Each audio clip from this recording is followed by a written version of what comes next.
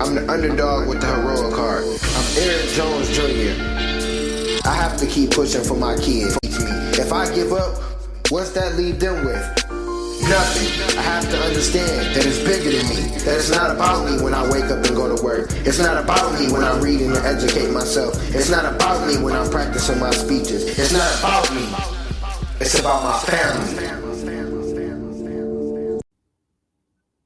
Hey, you're now tuned in to Underdog Talk. I'm your host, Eric Jones Jr., the underdog with the heroic heart, and I have conversations with successful underdogs.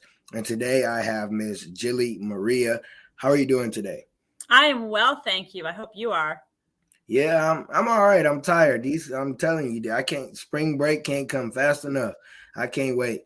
So before we get into today's conversation, today's episode is brought to you by Christian DeWine. That's me and my son's clothing line.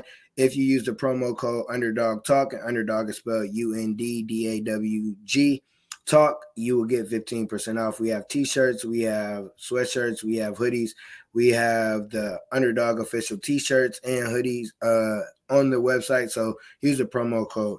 So where are you actually located? I am in Central North Carolina. All right. So is it warm? Yeah. I mean, it's today's been in the 50s or so. When I went out for my run, it was in the 50s. We're super polleny right now. Yeah, that's warm for the Midwest. It's still cold. It was 70 like a couple of days ago, and it's cold. So yeah. So I read your bio, what you sent me, and talk about where you were at. What was life like? Where were you at emotionally? Right before you lost your job and life made a change for you. So when I lost my job, right before I lost my job, tiny bit of background. So I was in real estate as a closing coordinator and listing coordinator back in 2007. My entire background for like 10 or 15 years had been in new construction and real estate. And anybody that's old enough in their 30s, 40s knows that that's right around the market started to crash, and is like we knew things were going sideways. And I was emotionally in a very scary place because I knew, and I saw this on my memories actually, because it's right about this time. The anniversary of it actually was yesterday, was the anniversary of my losing my job, coincidentally. And so I had been driving back from doing a listing for real estate, and I've been taking the pictures and doing all the things. And this was in September of 2007. And I was listening to a news break on News Talk Radio, just trying to, catch up on the news and whatnot. And they said Countrywide will no longer be able to provide home loans after December 31st without a massive cash injection. And if you know anything about home loans at that time, Countrywide was the biggest lender in the world. And the fact that they were about to be insolvent within 3 months, like my whole heart was like everything, I still get chills. Because it's one of those, you've got to do something moments. And I was, had to drive back to the office, load this listing by a deadline time that we'd set for the client. I did that. I went back to the office, did what I needed to do, and went home and updated my resume that night. And started applying for jobs like crazy. And my heart was in my throat every single day because I knew we were part of the thing with being a listing and a closing coordinator is, you're not closing any houses. Mm-hmm. And so we didn't even have a lot of people looking. And it was very tenuous. And it was one of those, like, every day I was holding my breath. It's like every day we were waiting for my coworkers, 2-person office, and then the 2 co-owners of the brokerage. And at the time, all I knew how to do was I knew how to hustle, and I knew how to update my resume and start applying for jobs. And when I started applying for jobs, there was nothing there. Like, they were disappearing. And like every time I applied for over 1,100 jobs between that day and the day I was let go, 1,100. I had approximately 10 years of experience in the field. I did everything. I could run an office. I could do listings. I could do closings. I could do everything a paralegal could do except for not do the closing because I wasn't legally allowed to do it. I could do all the things in real estate except put my name as a realtor on things, access to MLS, all the things. I could do a lot of tech stuff. I could do a lot of graphic stuff. And I had 3 interviews. 3. And people were telling me in the industry, like communicating with people in the industry, we didn't have the tools we have now to network. But I would talk to people and they'd be like, yeah, nobody's hiring. Like if anything, everybody's shutting people. Everybody's letting people go. So I felt like it was coming and I had to get ahead of it. But I remember being in this space of like, is today going to be the day I get let go? Is today going to be the day that and like, there was nothing to do as far as like financially prepping, none of it, because everything was like, you're sliding down a hill and you're grabbing grass and there was nothing. And so the day that I got let go, one of my 2 bosses came in the office. My other boss didn't say anything when he left. He's like, have a good day, whatever. And, one of the co-owners came in and he said, we're going to have to let you go. He goes, as you know, we're not selling any houses. We're not closing any houses. And again, I wasn't dumb. I was, it was a 2-person office with 2 owners. So there's 4 of us total. And we're not getting any leads. We're not closing any houses. We're barely showing houses. Nothing is moving no matter what we do. And the feeling of defeatedness, the feeling of like, I went home, they were like, pick up your desk, do all the things, walked me out to my car like I was a criminal, took all my stuff.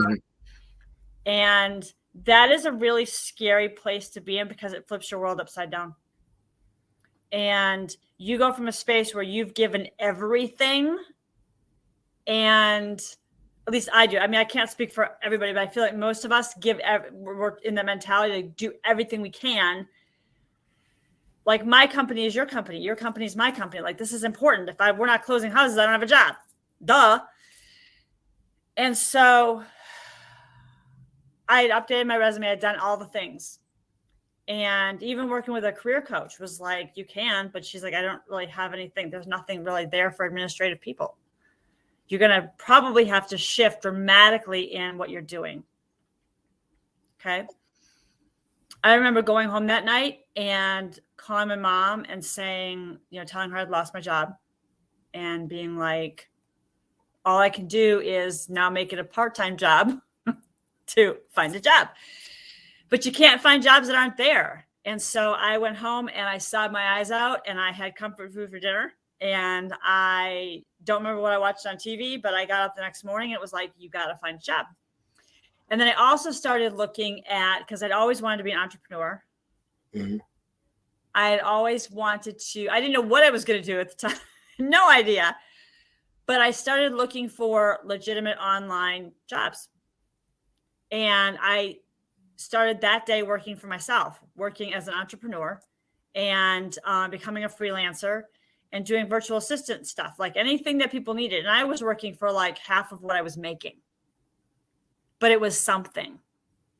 And I was a VA, a virtual assistant, long before that was a thing.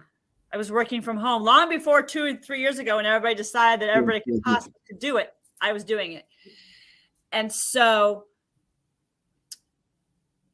you get to a space where I will say my faith was tested tremendously. And that's a really hard thing for a lot of people, because a lot of people go, God can't possibly, if that's your belief system, whatever, insert whatever word works for you.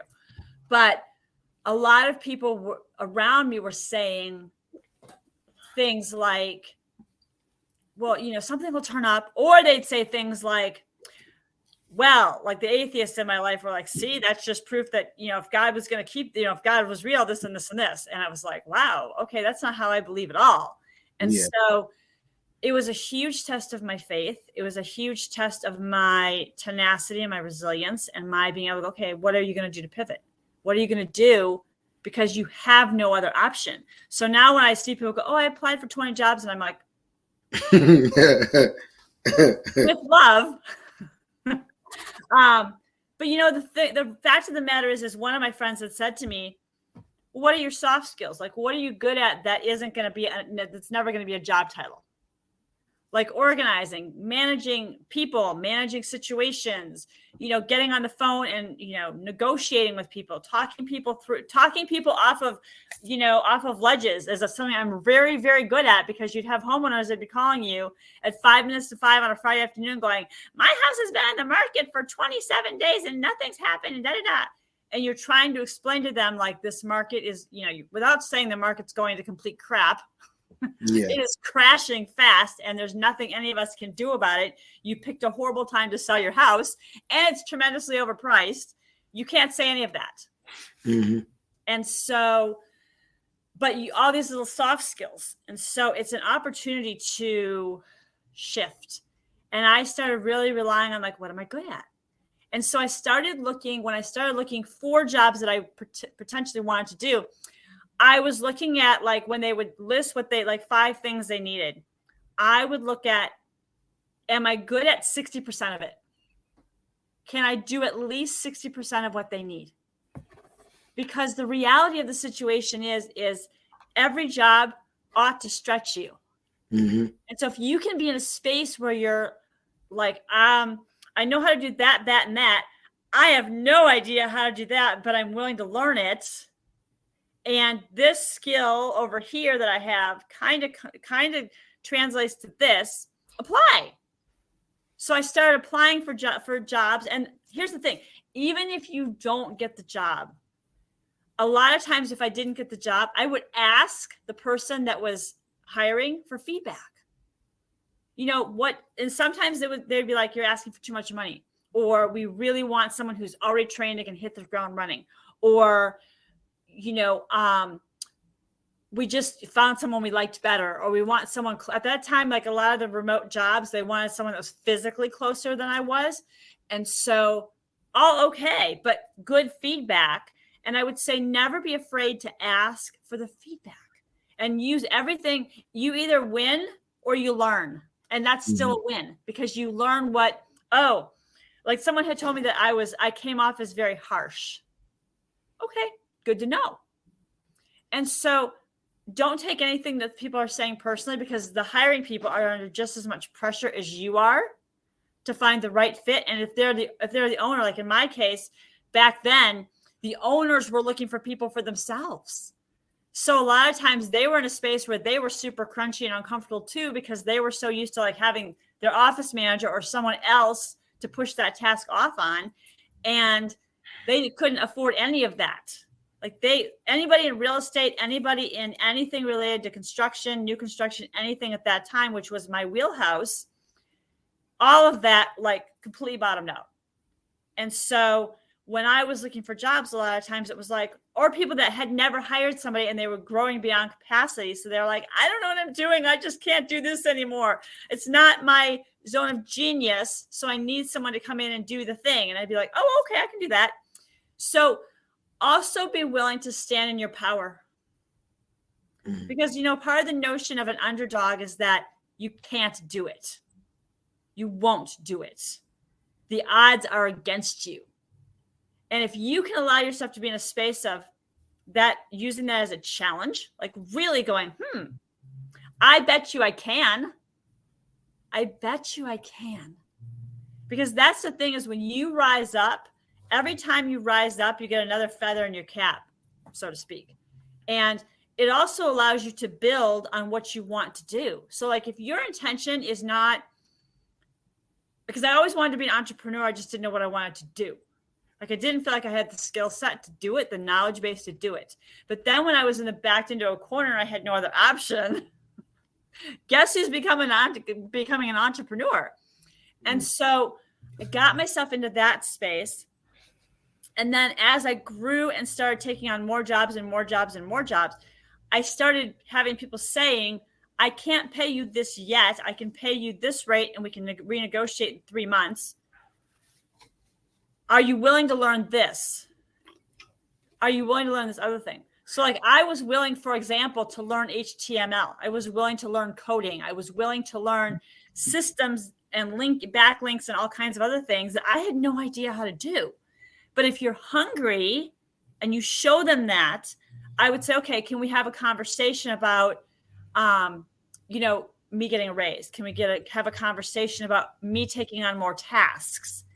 Can we have a conversation about what else you need done? And even approaching, and you're saying as the employee, the contractor, saying, hey, I'm hungry for more tasks. That's part of how I built my reputation when I was in retail a long time ago. And then when I first came into office administration, was every single day, like, I didn't want to be bored. I didn't know how to be bored. So I would always say, what can I do? Teach me, teach me, teach me. So they would come up and they would, I would have different, when I first started in office administration, I was a receptionist.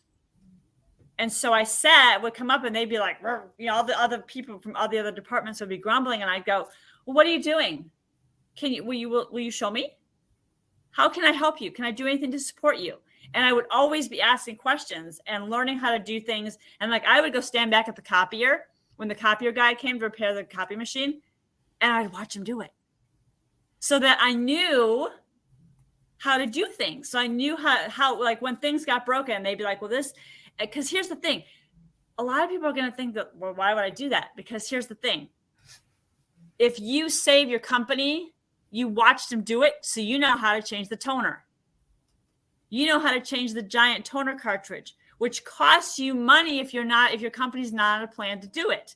If I can go in and I can go, hey, I can order the toner for 50% off from Office Depot versus us paying for it from the direct manufacturer, it works just as well and I can change it. I just saved my company like $600. So all those things make you valuable. All those little tiny intrinsic things make you valuable. Getting intuitive in what people need. Asking them, how do you like your mail open? Weird little thing, right? But if they're in a space where you show them invoices and you show them how to do it and you do all these things, eventually they see, oh my God, she could make my life so much easier. He could make my life so much easier. I can offload this task. So they get a task off their plate and you get a skill. Win-win. So you get to be in that space every single time. And I got to a space where I just would ask more. I would ask questions. I was so inquisitive. I would ask questions. I still do. And then when I got to a space as a virtual assistant where I'd been doing that I did that straight. That was what I was doing full time until 2014, 2015. And I started coaching my friends and, I started talking to my friends, and a couple of my friends were like, I want to pay you for your advice. That's how I got started in intuitive coaching. And then the more that I started getting modality certifications and doing my own work and realizing how many people had mental health and emotional health issues that they weren't like with the problem they were coming to me with and the problem that they actually had were two different things. And so getting to that space where I was getting more into coaching and really thriving and loving it. And people were like, I'm going to pay you. Oh, okay. So I started getting paid to do that. And I did coaching and virtual assistant work until 2020. And had one client left in summer of 2021. We parted ways, he was no longer needed me. And I've been full-time only doing coaching, emotion and trauma coaching since then. And it's powerful to be in that space of teaching yourself to shift and knowing that you can, the mind game that is a huge thing too, in my opinion. All right. So you said a lot there to where I think people, if they just listen, you dropped a lot of nuggets of where as an underdog, you can be a successful underdog. So one thing, a couple things that I got from it was you're always hungry. You're always hungry. And that's, as an underdog, you always got to be hungry. With me, I'm similar to you. I've always been similar. Ask questions. I want to know, how can I help you? What can I do over here to help the team, rather than, I don't got to be the star player. I just need a role. If you give me a role, I'm going to do it very well. and then I can help my teammates. So I got that out of there. And then earlier you said your faith was tested. And I remember when I got a divorce, everything just everything went away. Family, live in a nice suburb area, got the car, boom, gone. It's like, okay, God, hey, what's going on here? Thought you had my back. And then it was like, oh, he does. Now I got to do it on my own. Now I got to put in the work for me. Now it's nobody else. I'm put in a corner. And it's like, I was born with a disability. I was put in a corner since birth. Okay, God, you gonna put me in a corner? Let me figure out what can I do to get out of this corner. And that's what you said throughout the whole thing. You just figured out, like, you just apply. And I love what you said. You went, okay, hey, so why didn't I get the job? Why? Always ask questions. I ask questions all the time. Sometimes they might be dumb questions, but I ask questions because, like, I'm a teacher.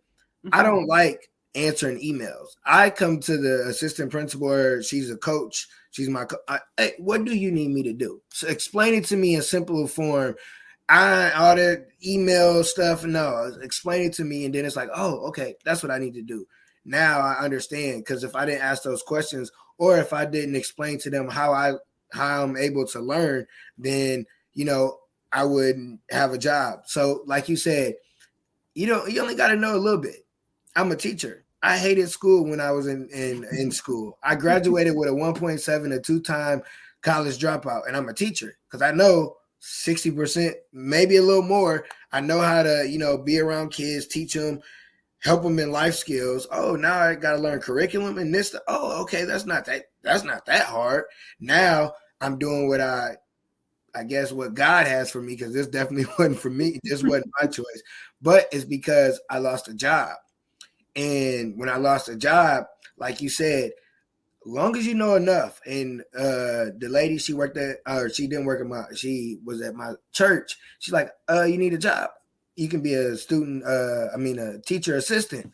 Like, okay, I'm good with kids. Got in the door. Now I'm a full-time teacher because I had enough to get in the door. You just got to get in the door and act like you know what you're doing.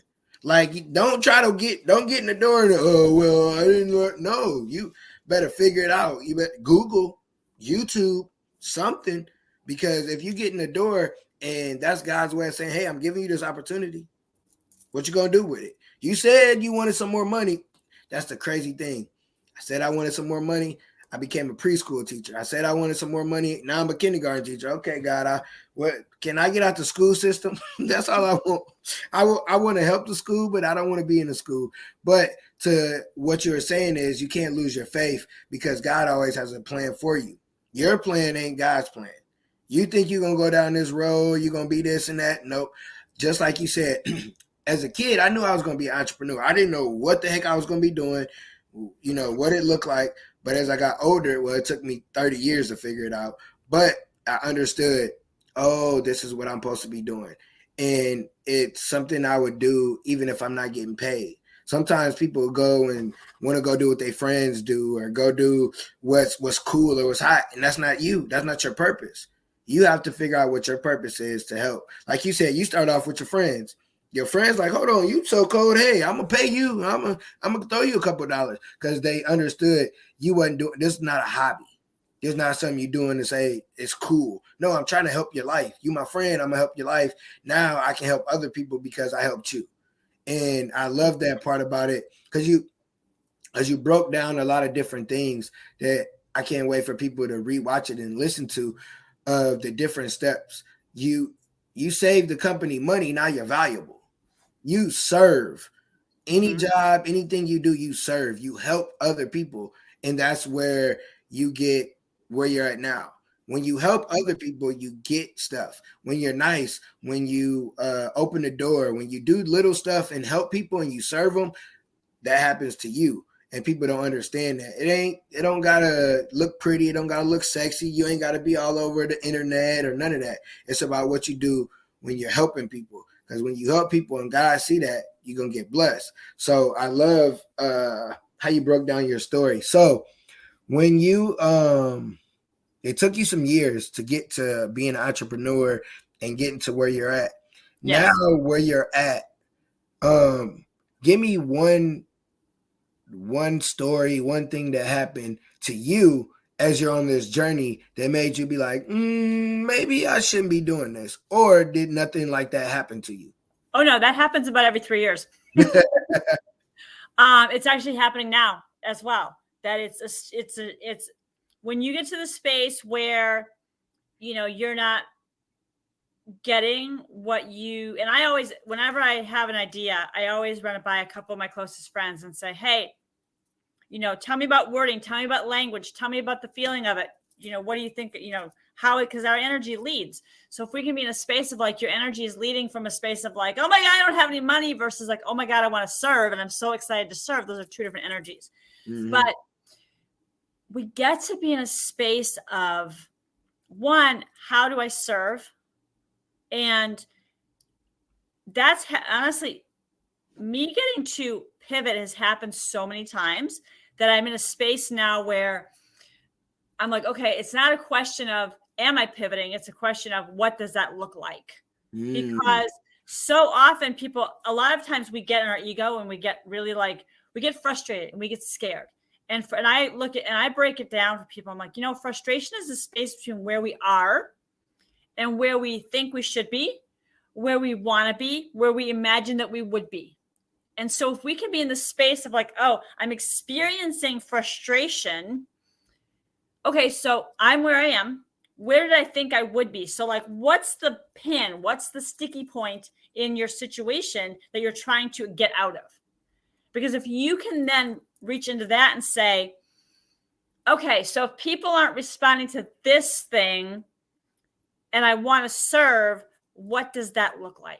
So for me, it's a matter of retooling all my programs, retooling how I reach out to people, how I connect with people. And I would say to anybody listening, if you're in a space where you are in a crossroads, encouragement to, one, know how to use your body pendulum. Knowing how to use your intuition is really important. We all have it. Sometimes it's known as your gut feeling. Is the first thing. And the second thing is listen to yourself. And like, what do you really like? What drives you? I always ask my clients, if you were never paid a dime to do whatever it is, doesn't matter, what would you do? What lights you up and brings you so much joy that you would do it if you never got paid a dime to do it? Now, that might be underwater basket weaving, in which case that's going to be your hobby or your side hustle as opposed to what you do for your full-time job. But the point of it is that a lot of times we get stuck in our brain, as opposed to, and I encourage strongly, anyone to be in a space. I tell my clients, like, put your hands on your head and then put your hands on your heart, because your mind will follow your hands. So if you're in a space where you're like, oh my God, I'm in my head and I'm overthinking, or I'm in anxiety, putting your hands in your heart, what's going on in your heart? What's going on down there? So it's distracted from overthinking. And you can break that yourself in that cycle. And another thing to do is to be in the space of, do I need to, what I referenced earlier was your intuition and, knowing, I always tell people, knowing your body pendulum. And I will just walk people through this. They can do it. I won't do it here because it'll throw the camera off. But what you can do is you can stand up with your feet shoulder width apart and ask your body to show you yes. For probably 95% of the population, you're going to lean forward. If you lean backward, no big deal. Your polarities are just flipped. Not the end of the world, not a big deal. And then ask your body to show you no. Again, for 95% of the population, you're going to lean backward.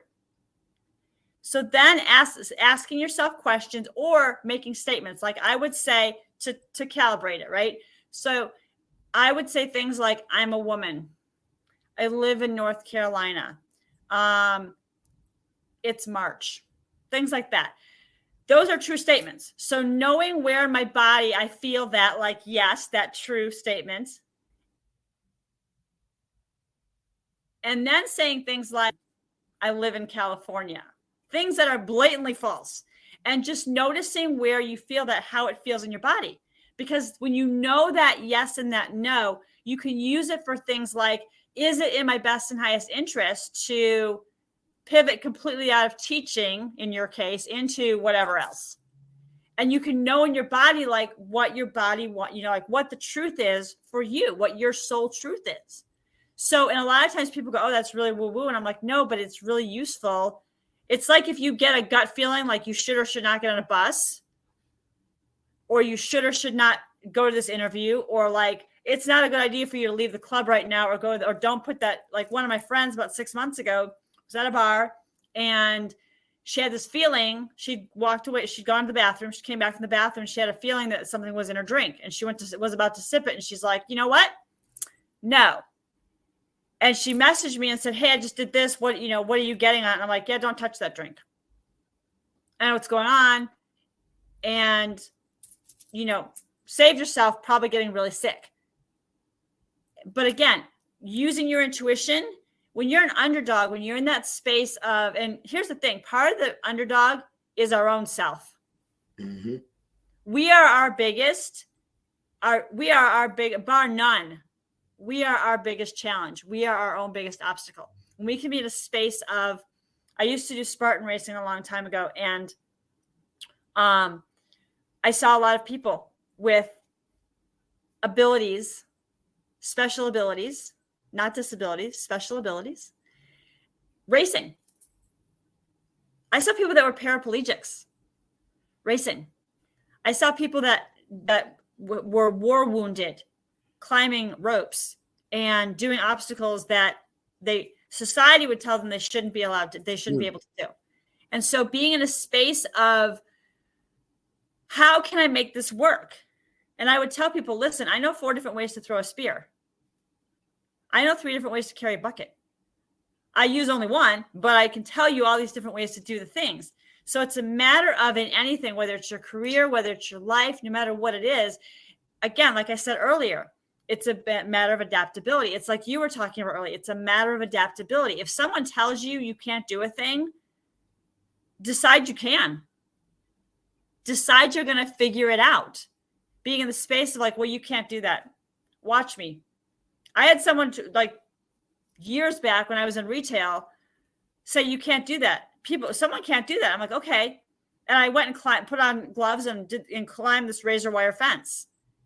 And I said, okay, well, here's the problem. If I can do it and I'm only 5'4", someone else can do it too. And I was trying to prove to mall management that somebody was climbing and breaking into our fenced off security storage area and stealing. And because we didn't have security cameras. And I was like, well, what are the options? Because I know it's not me. And I know it's not my assistant. And we're the only 2 people down here. So what gives? And so you always get the opportunity to shift and pivot and say, what else could I do? And it's like you said earlier about, wanting to be a teacher and then shifting and then being in the space of like, okay, now I want to still be around kids, or I still want to affect education. I just want to do it differently. So it comes into the space of, what does that look like? And that's a good question to always ask ourselves, right? Is, what does it look like? Being in the space of like, you went through a divorce. Nobody wants to get divorced, right? But we get into a space where if life happens for you, like it's going to happen to you first. But if you can shift it to a space of, life is happening for me, then you get to be empowered. Then you get to be in a space like, okay. And here's the thing too, and you mentioned this, is, being in a space of, you go through your divorce, and a lot of times, anytime you go through anything major, life-changing, catalytic. I mean, I moved 7 months ago. And so I moved to a new area where I knew nobody, right? And so I'm getting to know new people, resource for myself. And it also gives us the opportunity to, like you said, having someone in your church come to you and go, do you need a job? And a lot of us get in shame. And we get in like, oh God, I can't say that I don't have a job, but I'm going through a divorce. As opposed to where you allowed yourself to be seen. You allowed yourself to be vulnerable. And vulnerability is also a soft skill that is an amazing way to grow. It grows your network. It also can grow your net worth. It can also grow your skill set. Because if you're in a space where like, I don't know how to do this, like you were talking about when you get a new job opportunity and it's like, I don't know how to do this. Saying, I don't know how to do this, but I'm willing to learn all the things. I have no idea how to do an HTML link. Okay, well, I've got this whole thing set up and I'll give it to you and you can try it. I learned it very quickly. So it's a matter of learning those skill sets, learning how to do it so that you shift. Because it's like you also said about, being on the team. And you see people that come in and it's like, like we're in March, right? So we're about to start March Madness. And it's always interesting to see how basketball teams show up under pressure, like how teams play in normal play. I mean, I'm a big sports fan, and seeing like how people play in the regular season in any given sport, and then how they play in the playoffs and the postseason. A lot of times, they're two different conversations because people don't play well under pressure. Mm-hmm. And when you were talking about give me a role, any role, and I will show up. I will give it 150%. And that's another thing that you can do when you're in a space where it's like, wow, I feel like I'm at a disadvantage. Okay, so what can I do to show up? Show up hungry. Be in the space of one of the greatest things when I was in retail management a long time ago. Be in the space of willingness, of humility, and hunger. Every time that someone would come up to me and say things like, I had a girl that worked for me. She was 14 years old. No, 15. She was 14 and a half, was turning 15. And she worked for me. And she came up to me one day and she said, my mom is telling me I'm not going to go anywhere in life. I'm always going to be a hood rat. And I said, it was like, excuse me. And she said, she was a Hispanic girl. She was very smart. She was very sharp. She was a very fast learner. And I said, do you want to be a key holder? And because she came to me and said, how would I go about getting a raise? And I gave her a raise, but I maxed her out. So I said, okay, I can't do anything for you here, but would you be willing to become a key holder? And I'm telling you, that girl hustled. Like she was willing to learn everything, like anything I would ask her to do. Like I hate ladders with a passion. I would get up on them, but I didn't like going up 15 feet in the air to change light bulbs. But I would do it because it's leadership, right? It's showing up and doing the thing. But then she was like, oh, I'll get up on the ladder. Just hold the ladder. I'll get up on the ladder and change it. Like, I'll do this. What do you need me to do? Like everybody else would be whining and crying. And she'd be like, listen, I want to get out of here. Like, I got things to do. So we're going to be out of here by 9:15. And I'd be like, go, girl. And I would sit there like, watch to see what she was going to like. Okay, I'm buying. And it was like, and this is the thing, she was managing her friends. So she had high school peers that were the same age as her that she was managing. She was their supervisor. And she'd go, listen, it's 8:00. I got things to do. The movie's at 9:30. So I need y'all to hurry it up. And so she would be doing. And she'd be like, all I got to do is we close at 9:00, count the drawers, make the deposit, and I'm done. And I taught her how to do everything. So all she had to do was go back, do the finished numbers, put everything in there. And I sat back and watched her do it. It's like, well, I'm like, well, she's closing. So I need to watch her do it. I'm not going to help her if she gets stuck. But her telling everybody else, like doing the things ahead of them and then saying, your job is to do this, this, and this. I got plans, kids. It's Friday night. And I'd be like, dang, it's impressive to see somebody have hustle. It's impressive to see somebody, especially I think now, I thought it was impressive back then, but when I see people hustling now, when I see people showing leadership now, I'm even more impressed because I know the environment that we're in, where people don't want to lead. They don't want to take personal responsibility. Yeah. I like what you said about being the underdog in sports and with March Madness, because every year it's always that one team. And like you said, people don't know how to work under pressure, but people do know how to work under pressure. They just don't realize it. They've worked under pressure their whole life. They've got through situations. They've survived. They just don't know how to thrive. And give an example, my son, he's AAU team. They kind of just formed together the last 3 months. All the other they go out of town and play in a tournament. So we win the first day. The older kids win the first day, killing everybody. So we play the next day. It's the championship. It's the tournament. We played the team we beat the day before. They wasn't going. It was a different ball game. We were losing with a minute left, 4 points. Came back and won by 1 point with 14 seconds left, hit a shot. But if we weren't ready for that pressure, we would have folded. We would have folded because it's like, oh, we're going to come in and beat this team. And it was funny because I took an Uber over to the coach's house where the boys was at, and I was like, we had to take a different route because it was a detour. And I was like, ooh, we're going to have to take a different route today. And we did. And when you're the underdog, you have to take a different route. Your route's not going to look like everybody else, but the crazy thing is everybody's an underdog. Everybody is an underdog. So your route's going to look different than everybody else's. Like people want to, oh, my friend do this. Your friend do that. That's their route. Your route's over here. Your route's down the street, around the corner, and you need to get on bus 32. They on bus 10. And when you're the underdog, you have to understand that if you get backed into a corner, you have to get you out. Only you. Nobody else can get you out. Like nobody. You can't depend on nobody else to get you out your situation. If you want a miracle, you have to be the miracle. And you got to just keep pushing. Like throughout this whole episode, you almost really was having a coaching session with the audience. So if they listen and they take notes, oh, they're gonna get some stuff that can help them. So I'm not even gonna ask for tips because you gave some, but I need a quote. I need a quote from you, a quote that you live by, a quote that you saw today, whatever, but I need a quote. A quote, gosh, there's so many. I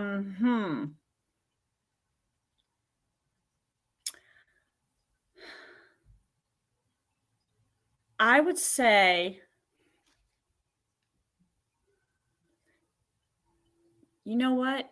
Vulnerability is power, and allowing yourself to be vulnerable, not to be mistaken with verbally vomiting your story all over everybody, but being in the space of, I don't know what I'm doing, but I'm willing to learn, or I've never done this before, but I promise you, if you hire me, I will work my tail off. Or, if you're in a relationship, saying something like, what I hear you saying is that correct?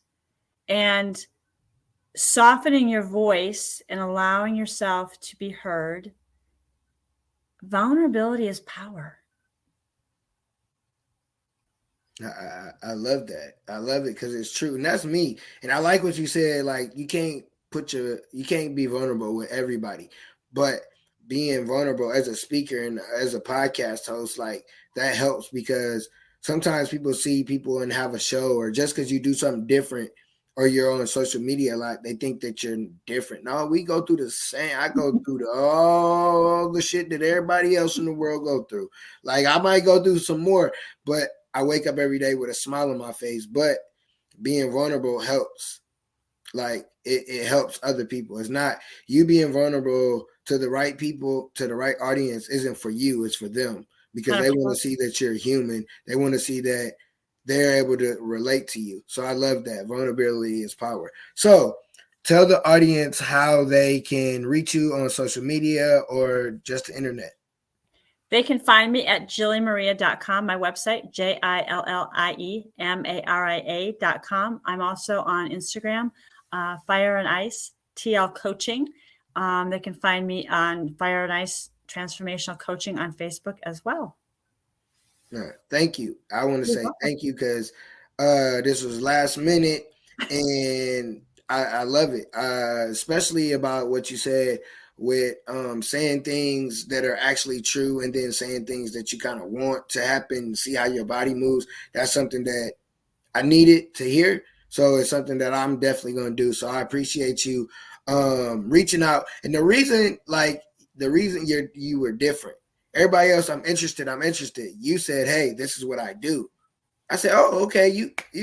I don't got to ask you no more questions. I see what you do. So it's all about seeing if, I'm able to talk and have a conversation with you, which I was. And I understood to allow you to talk because sometimes people teach This show isn't always about me talking. It's about people teaching, and I learn from each guest that I have. So again, I appreciate you. Thank you for reaching out and being different than everybody else. Before we get out, I always ask my guests to give somewhat of like a closing word, whatever you want to say before we get out of here.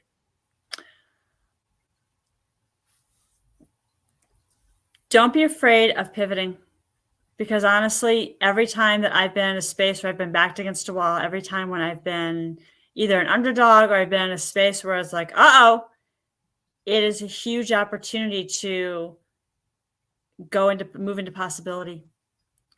Allow yourself to take a breath and allow yourself to be in the space of